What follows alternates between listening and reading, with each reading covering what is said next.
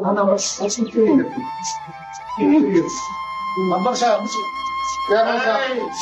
জ্বালায় আমরা সহ্য করতে পারছি না, কতবার বিচার করছেন, আমরা এই জ্বালানো সহ্য করতে পারছি না, বিচার করেন।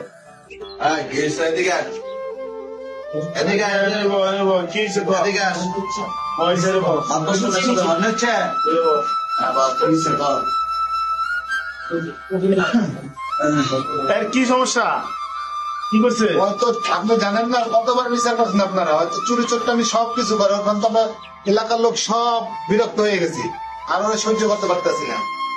বিচার করেন, কি করবেন করেন।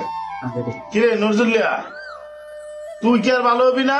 এই 2 দিন পরে পরে তুই এলাকায় কি শুরু করছস? ও কি করছে?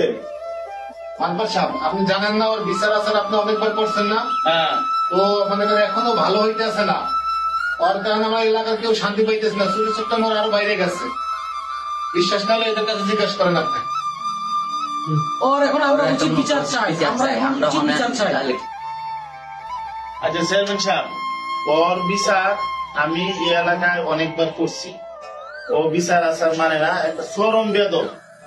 লাস্ট বিচারটাও এবার একটা বড় ধরনের অন্যায় করছি, এই বিচারটা আপনি করেন। ঠিক আছে, আমি করতেছি।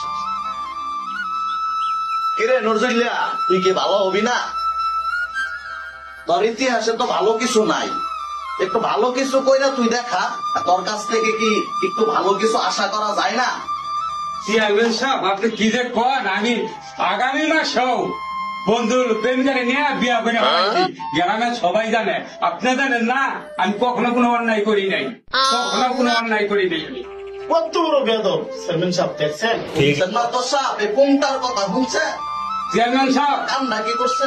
চেয়ারম্যান সাহেব, আমি তো অন্যায় কোনো কিছু করি নাই, এলাকার সবাই জানে, কারণ সবাই দেখছে আমি বিয়া করে ফেলাইছি, ভালো কাম করছি, আমি তো খারাপ কোনো কিছু করি নাই। চেয়ারম্যান সাহেব, আপনি কি কন? তোর মতো লোক যদি এলাকার কয়েকটা থাকতো, তাইলে আর এই দেশে সমাজে মানুষ বাস করতে পারতো না। না, আমি তো অন্য কোনো খারাপ কোনো কিছু করি নাই, না, না, খারাপ কোনো কিছু করি নাই। আমি